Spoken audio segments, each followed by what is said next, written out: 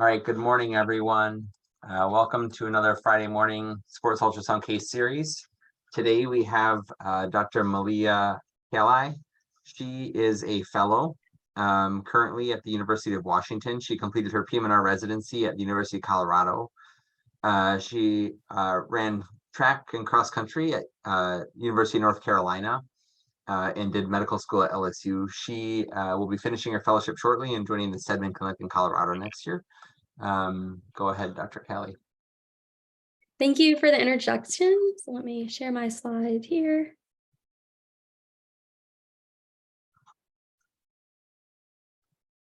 All right, so we'll get started on our ultrasound case today on the dorsal wrist and proximal intersection syndrome. I have no disclosures for today's talk. And I want to say thanks to the faculty at UW that has been an integral part of my ultrasound training this year, as well as my program director, Dr. Mark Harris, and Dr. Betcher for organizing the lecture today and providing some pathologic pictures. So objectives for today's talk: we will review the dorsal wrist diagnostic ultrasound protocol for a complete exam. We'll discuss the normal and pathologic sonographic findings that are specific to this case. We'll compose a diagnostic ultrasound report, and then we'll briefly review injection technique. So our case history: we have a 38-year-old left-hand dominant male with type 1 diabetes who presents with a chief complaint of left dorsal wrist and forearm pain that has been present for the past 6 months. He reports insidious onset of symptoms, and it has been progressively worsening. He describes the pain as sharp and throbbing, and he also reports a popping sensation in his forearm. Symptoms are typically worse with wrist flexion and better with immobilization and a spica splint. And he denies any neck pain, any numbness, tingling, weakness, or radicular symptoms. On exam, he doesn't have any atrophy, asymmetry, swelling, or erythema in the region. He has full wrist and elbow range of motion, but there is increased pain with both passive and active range of motion of the wrist, specifically flexion. For palpation, there's tenderness proximal to the first dorsal compartment, more on the radial aspect of the dorsal wrist. And on his neurologic exam, there's full strength and normal sensation. Special tests were negative, including Finkelstein's, CMC grind, and Watson's test. So when this patient came to us, he had already undergone imaging. And so we have an AP, an oblique, and a lateral view of the wrist. And his x-rays were negative. So there was no evidence of any fractures or dislocations. There's no significant degenerative changes or any osseous abnormalities noted on his imaging. So our differential diagnosis for this patient who has dorsal radial wrist pain, the first thing on our differential was proximal intersection syndrome. This was because he did report that kind of popping sensation, and the location of his pain was pretty unique where those intersections, the intersection is. Other things we considered are extensor tendinopathy, specifically thinking about the extensor carpi radialis, de Quervain's tenosynovitis, scapholunate instability, scaphoid fracture, or CMC arthritis. This is a list just really focused on the dorsal radial aspect of the wrist, and is not including a differential for dorsal ulnar wrist pain. So our patient's goals are to achieve pain relief and to return to weightlifting. So the next step in our management was to perform a diagnostic ultrasound. So our diagnostic ultrasound of the dorsal wrist, this is the AMSSM complete protocol for a dorsal wrist exam. So on the left, we have our required components of the exam, and this includes the extensor tendons and muscles, the extensor retinaculum, the dorsal scapholunate ligament, which includes dynamic stress views, joints as clinically indicated, and the superficial radial nerve. And there are also optional criteria to include, and this can be done on a clinical basis depending on the case. So in our case, this was relevant. So intersection syndrome at the first and second and third compartment were completed, and then other parts of this exam can be done on a case-by-case basis. So clinical considerations for our exam: our patient was positioned in a seated position with his hand pronated. And we do place a small towel underneath the wrist to provide slight flexion for our exam. We used a high frequency linear probe, but you can also use a hockey stick. And then for the order of our scanning and the rest of the talk, this is the kind of what we'll go through. So we'll start with our bones and joints of the dorsal wrist. We'll then look at the dorsal compartments, including all 6 compartments in both long and short axis and dynamic evaluation. We'll then look at the ligaments, specifically the Scapholunate Ligament and the TFCC. And then we'll move on to neurovascular structures, which in this case, the pertinent structure will be the superficial radial nerve. So we'll start off with our joints of the dorsal wrist. So here in the top right, you can see kind of the anatomic location of the probe and then the location of the probe on the patient. And then if we look at our ultrasound picture here, if you can see my mouse, we have a hyperechoic appearance of the ulna to the left of the screen, and then the hyperechoic radius to the right, and we can see the joint space in the middle. This is a normal appearing joint here. We could be evaluating for any cortical irregularities or fluid in this case, but our patient doesn't have that. Next, we can evaluate our radiocarpal joint. So again, we're looking at the right side of the screen. We're lined up with our third metatarsal here. So when we look back at our ultrasound image, on the left side, we have our hyperechoic radius, and then our radiocarpal joint here, where we then see our lunate. And then we see our mid-carpal joint between our lunate and our capitate. And then our carpometacarpal joint between the capitate and the third metacarpal. And then we can also evaluate our dorsal synovial recesses here. So following our mouse here, we have our recess at the radiocarpal joint, and then we have our recess at our mid-carpal joint. Here would be a view that we may be able to evaluate any hypoechoic compressible structures that may be indicative of a ganglion cyst, but in our case, there are no abnormalities. So similarly, we can move our probe. So if we sweep ulnarly, we can line up our probe with our 5th metacarpal, and then we can evaluate our ulnar carpal joint. And so here we're looking at our ulna on the left, and this is the more proximal position. And then we have our ulnar carpal joint. Then we have our triquetrum, and then we can see our mid-carpal joint. Next, we have our hamate, and then our carpometacarpal joint, as then we see our 5th metacarpal here.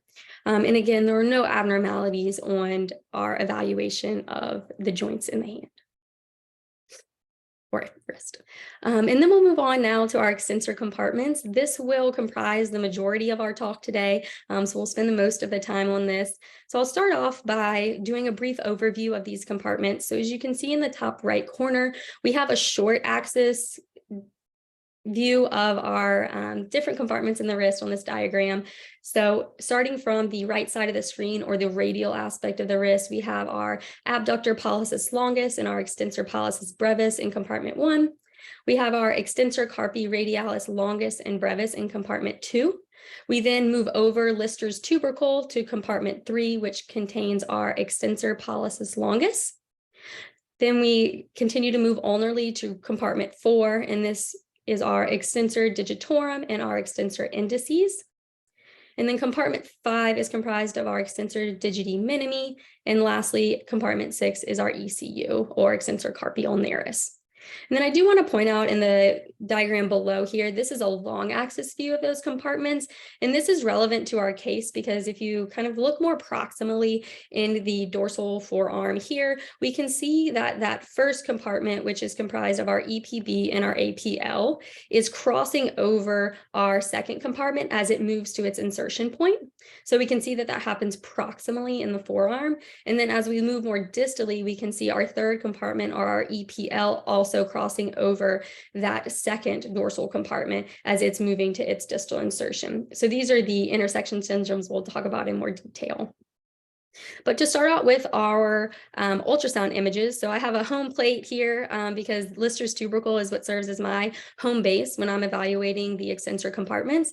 So this is where I'll start just to get my orientation. So I always know if I find Lister's that to the radial aspect of Lister's we'll have our second dorsal compartment, and then to the ulnar aspect we'll have our third dorsal compartment. And then here we can see our ulna and our radius as well. And then this is just a brief overview. So we see our first dorsal compartment as it goes away. as we're scanning from radial to ulnar, we have our second compartment. We have Lister's tubercle, our third compartment, and our fourth and fifth compartment here. And then lastly, our sixth compartment, our ECU, is present. So next we'll talk about our first dorsal compartment in more detail. We'll spend a little more time on the first compartment just because it is more commonly going to be a location of pathology that we're seeing in our clinics. And so we'll maybe evaluating this more frequently. So on short axis view in the top left here, we can see that we have our EPB and our APL. Our APL is going to be located slightly more radial than our EPB. And overlying the top here, we can see our extensor retinaculum. So to the right on a more zoomed in view, we can see our extensor retinaculum here, and we typically will take a measurement of this. And there are some established values for thickening of the extensor retinaculum at this location. And a thickened mean is somewhere greater than 0.9 to about 1 centimeter, or 0.9 millimeters. So that can be evaluated. And then we'll always, when we're looking at our structures in both short axis here, and then we'll talk about long axis next, we'll follow them both proximally and distally. So this video is following our APL distally to its insertion. We're not seeing any abnormalities there. And then now where my pointer is, we're following our EPB distally to its insertion, and then back to where we started here. And then one other thing to note in this short axis view of our first dorsal compartment is that we will put on our Doppler imaging here to look for any signs of neovascularization or hyperemia. If that is seen and you are planning a procedure for a de Quervain's tenosynovitis, just one thing to note is that there are anatomic variables in which the tendons in the first compartment can either be contained within the same sheath or within different sheaths. And that becomes relevant if you're doing an injection to make sure that if they are in separate sheaths, that you do need to infiltrate both sheets with the medication in order to treat both tendons because it won't spread from one to the other, unlike if they're in the same sheath. So then on a long axis view of our first dorsal compartment here outlined, we have again that extensor retinaculum, and you can take a measurement of the thickness of that retinaculum in long axis and short axis. And we typically do that and make sure that those numbers are comparable as they should be.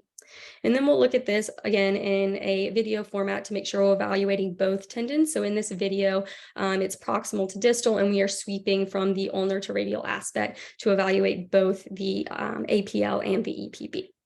So in our case, we don't have any tenosynovitis on Doppler imaging. There is no thickening of the extensor retinaculum, and we are visualizing normal APL and EPB tendons.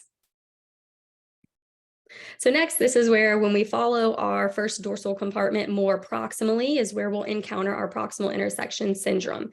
So in this, this is typically where I'll do this in my diagnostic ultrasound exam. So in this video in the top left here, you can see as we have that scanning more proximally, the first dorsal compartment goes over our second. And then as we go back distally, we can see that intersection again. The first compartment more superficial and the second compartment deeper. And so the patient in our case did have sonographic tenderness to palpation in this area and reproduction of his symptoms. So when we put on Doppler imaging, we can see here that there is some significant neovascularization in the area. And you can kind of see the intersection here in the border between the first and second compartment. And the hyperemia or neovascularization is also seen on our long axis.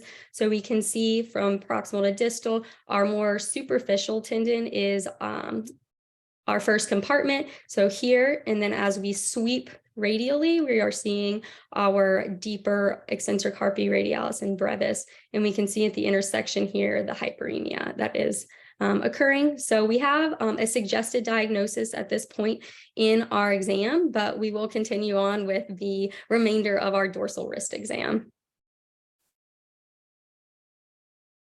So next, we will evaluate our second and third dorsal compartments. So on the left side of the screen, we have our short axis view of our second compartment. So we have ECRL and ECRB at the radial aspect of Lister's tubercle here. Again, we can look at the extensor retinaculum overlying the top. And then in long axis view here, we have our tendon, and we can evaluate those by sweeping both ulnar and radially to make sure we're visualizing both tendons in that compartment. Next, we can move on to looking at our third dorsal compartment. So here, Lister's tubercle, again, our home base, and to the ulnar aspect of Lister's tubercle, we'll have our EPL, which is our third dorsal compartment. And one other thing to note out just for a orientation here, your EDC will be, our extensor digitorum communis will be ulnar to that, the EPL. And sometimes you may be able to visualize the distal aspect of your PIN here. And so that's what this arrow is pointing out. This is not part of the scanning protocol, but just to point out other structures that you may be seeing on your imaging.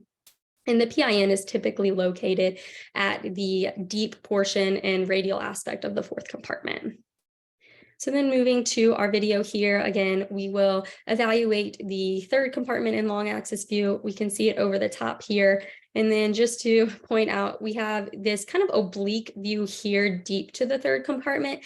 And that's where we're actually seeing the crossover of our second compartment beneath the third compartment. So that's what we'll move on to. Next is our distal intersection syndrome.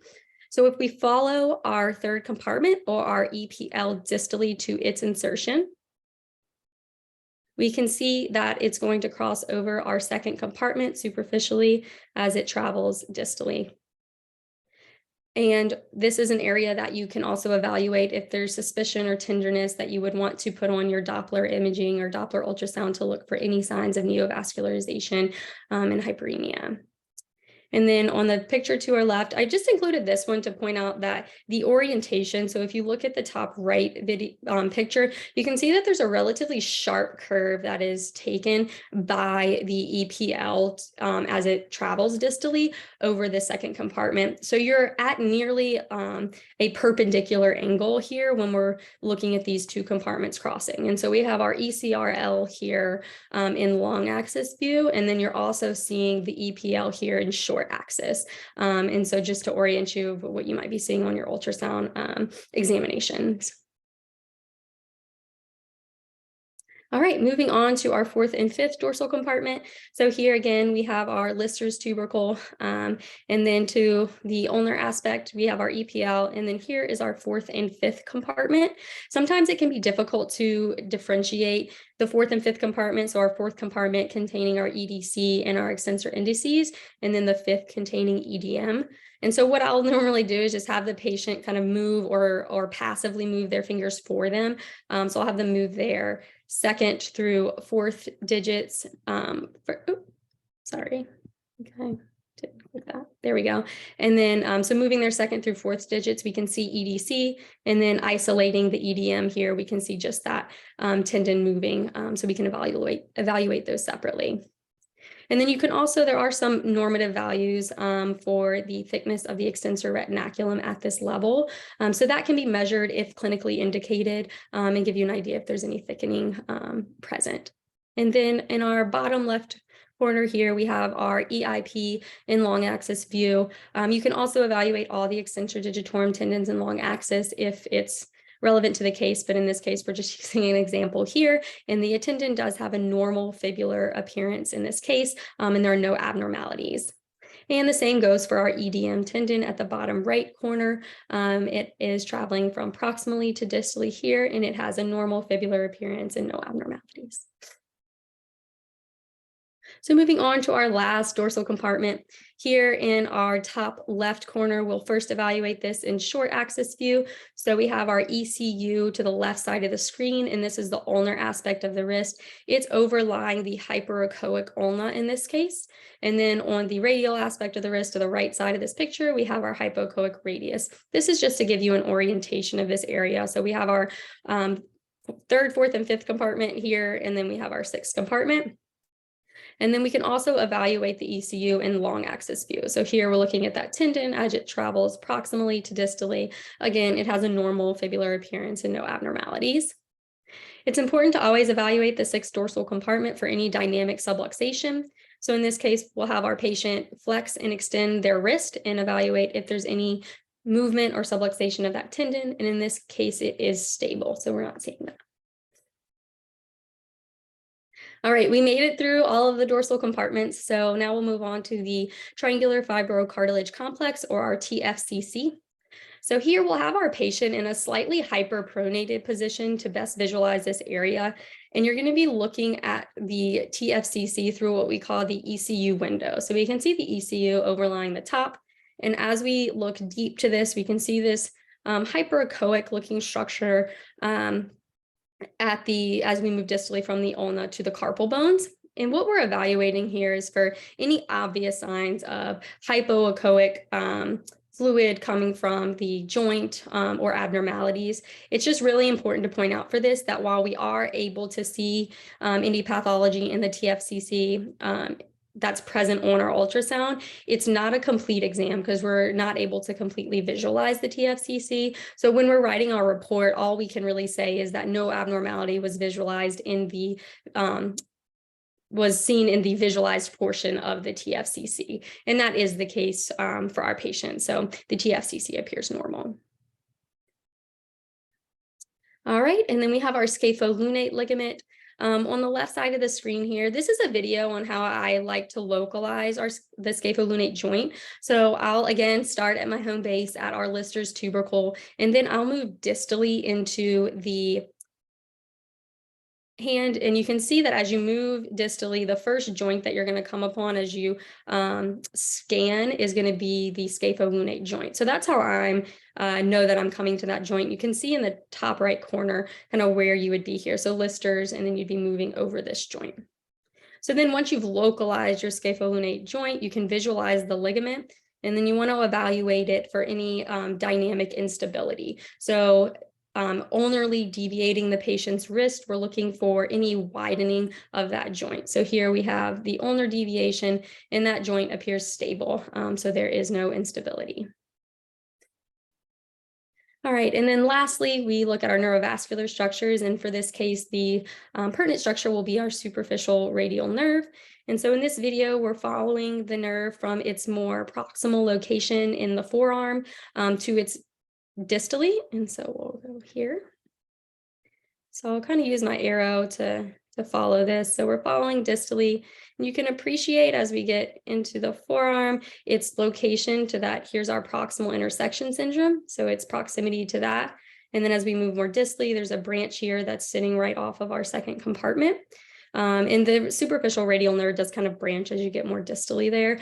But I think it's important to always, visualize our neurovasculature, specifically the superficial radial nerve in this case, especially when injection planning.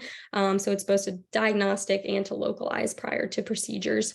And in our case, there's no evidence of entrapment of that nerve on our exam. All right, so we completed our diagnostic ultrasound of the dorsal wrist. So this is an example ultrasound report and what we'll include in our studies. So we'll typically put the patient position, the probe we used, the indication for the procedure, and then a complete scanning protocol. And the scanning protocol will just include every structure that we looked at in the axes or dynamic evaluation that was completed.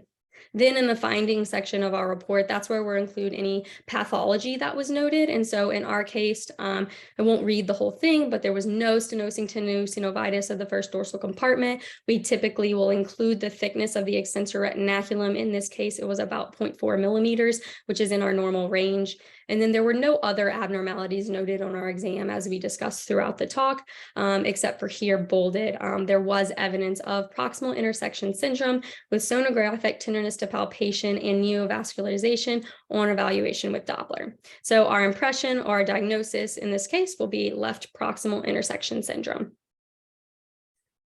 So what do we do? So the patient had already failed conservative management with activity modification and wrist bracing alone. So we did discuss performing a first and second dorsal compartment intersection corticosteroid injection, and the patient did opt to proceed with the injection after the risks and benefits were reviewed. So here is a video of our injection that was performed on this particular patient. So we can see in the image that we have the ulnar aspect here of the forearm, and we have the needle coming in from an ulnar to radial in plane direction. And so as we kind of play this here, We're using a 27 gauge 1.5-inch needle, and we can see our injectate flowing between these two compartments. We use a 3 cc volume containing 2 cc's of buffered 1% lidocaine and 1 cc of 40 milligrams per mil triamcinolone. One thing to note here is that your approach to this, I've also done this from a radial to ulnar approach. It just depends on where the pathology is seen and localization of your structures. We chose an ulnar to radial approach in this case because of the location of the superficial radial nerve and our ability to get in between the two compartments without disrupting any of that or coming in contact with the tendon itself. So our clinical outcome, our patient did report immediate improvement in his symptoms during the anesthetic phase of the injection. And then on follow-up, he reported ongoing symptomatic relief and was able to return to weightlifting. So it was a good outcome for us. And these are my references. And I thank everyone for your attention today. I'm happy to take any questions at this point. All right, thank you. Sorry, thank you, Dr. Cali. That was fantastic. You know, it's funny because the hand and the wrist, you know, everything is superficial, other than some of the intrinsic ligaments. And so you think, gosh, it should be a really easy thing to ultrasound, and generally it is. But you know, as our ultrasound machines get better, and as the resolution improves, the number of things that we can see, you know, dramatically increases. And so where we used to say like, oh, we can look at the joints and the tendons and, you know, the nerves and maybe a couple of other things. Now we're getting to the point where you can look at a lot of the ligaments more in detail, you know, in particular in the TFCC. Eric Adams within AMSSM has done a lot of work on, you know, helping us understand what we can and can't see, you know, within the TFCC. And in the ligaments in that area. And so there's, you know, I think a lot of room for us to really expand our protocols in this area. And you highlighted exactly, you know, starting with kind of the standard structures and then branching out based on your clinical suspicion. And so you know, really kind of hit all the major things that I would consider hitting for this.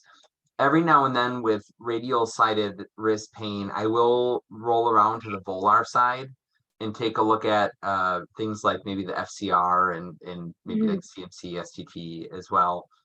But generally speaking, that was great. You mentioned that Lister's tubercle is kind of your home base. And that's one thing that we always teach our fellows as well is, you know, start with Lister's tubercle. It's something you can always find. Some people do have some anatomic variation in Lister's tubercle, and so you can have, you know, the EPL sitting like on top of Lister's, or I've had a couple where it sits actually further radial than the tubercle, or people have kind of a almost like a camelback type appearance to their Lister's tubercle. And so don't be fooled if you see something that doesn't look exactly like you expect it to, but that's a great home base to start with. Just a couple of comments on some of the things that you mentioned. You're talking about the first dorsal compartment. And I think one thing that's important to remember as you're looking at the first dorsal compartment is don't be fooled by the edge shadowing, similar to like the A1 pulley in the finger. Don't be fooled by that edge shadowing and think like, oh gosh, there's a ton of hypoechoic tissue here. This is tenosynovitis and fluid. It's really that thickness of the superficial portion of that retinaculum that you want to look at. And so just, you didn't say that, but just to mention that. You also mentioned the septum, and so the presence of an osseous ridge or within the first dorsal compartment at that level is really a pretty specific finding for subcompartment within that first dorsal compartment. So looking for that osseous ridge deep is really important. And I think those are the main comments I had. You know, I've had a couple of these where they don't have any hyperemia at all, but they have that kind of typical crepitus on exam and they're tender there with ultrasound. And then, you know, just one that had quite a bit of hyperemia, you know, kind of really showing that area off. And then the ones that don't have hyperemia, they do tend to have just like a little bit of fluid. in that area. And so you really have to float your transducer to avoid compressing that fluid out between the first and second dorsal compartments. And so if you're not seeing a lot of hyperemia and you're highly suspicious, just make sure you float the transducer as you're looking at that area.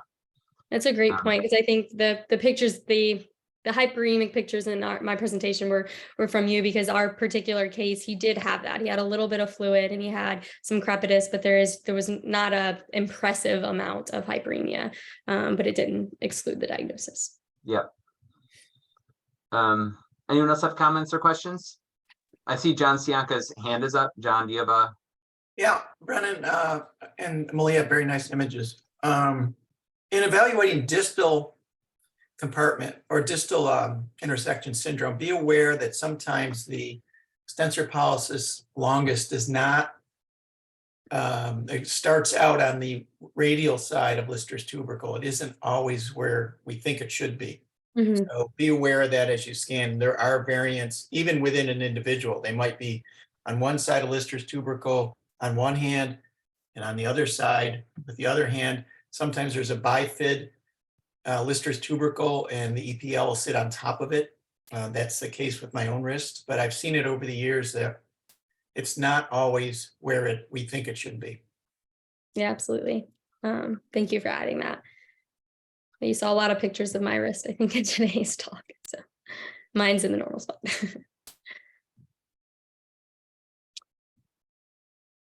Brennan, can I make a couple comments? Yep, go ahead, Rand. Yeah, so that was excellent, really well done. Great pictures, great protocol.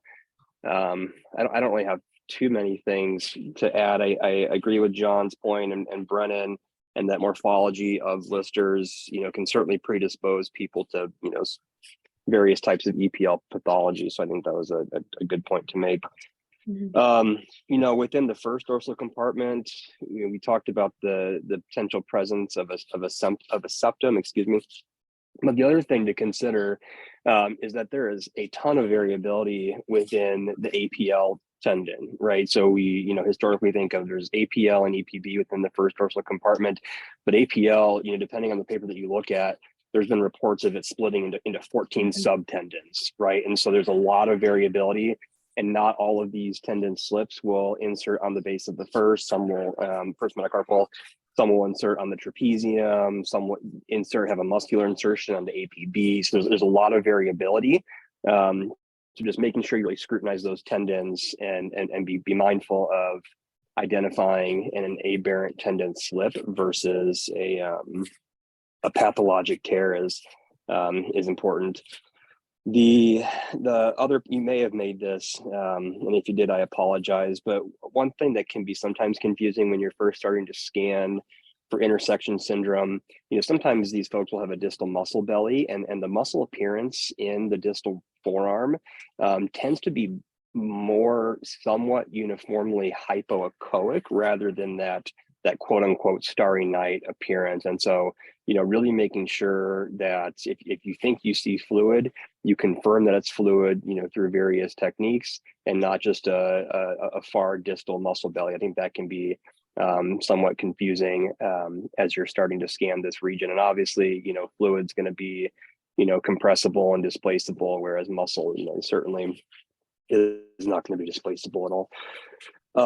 The two other points. So this is one of the few regions where I don't start with a joint for my evaluation. I start just like you said, I start at Lister's tubercle as my home base, and then go from there, being mindful of not forgetting to evaluate the joint. And for me, the dorsal synovial recesses of the wrist are critical and really give me a good view and a good idea of what's going on inside the joint. We've certainly picked up some folks with rheumatologic disease based on the appearance of the synovium and the dorsal synovial recess. So be mindful of that. And then last thing, obviously not the main point of your talk, but you did mention evaluation of ECU instability. And I think you mentioned wrist flexion and extension. I would advocate for wrist pronation and supination, or that kind of ice cream scoop, whatever technique, as a better way to really dynamically stress that. Yeah, I think that's all I had. You did a great job. You did a really good job.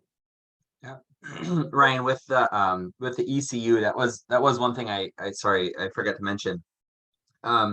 Remembering that in the wrist you have extensor retinaculum, but you also have like subretinaculi, and so the different compartments kind of have their individual retinaculi, but there's also kind of an overlying retinaculum that that crosses over. And so when you're looking at like a retinacular injury or something like that, especially with the ECU, you know, being able to differentiate between that subsheath and the, you know, the overall wrist retinaculum is helpful. And so just remember, when you're assessing that, you want to take a look at both ECU if you're looking for instability. I know this is a radial side of wrist talk, but if you're looking at the ulnar side of wrist, make sure you compare both sides, because there's a lot of athletes and individuals who have bilateral laxity, and they'll dislocate bilaterally. And so making sure that we're not you know, calling subluxation, you know, an acute subsheath injury when it's kind of their normal physiologic finding. Absolutely, great point. Just in general, I think with ultrasound, doing the contralateral side is always really helpful for most pathology. Certainly. All right, well, unless anyone else has questions or comments, I think we'll maybe end it there and let everyone get on with their holiday weekend. Just as a reminder, we'll be back in 2 weeks. Dr. Deborah Pacek is going to be presenting on June 9th on the lateral femorocutaneous nerve. Have a good day, everyone. Thank you.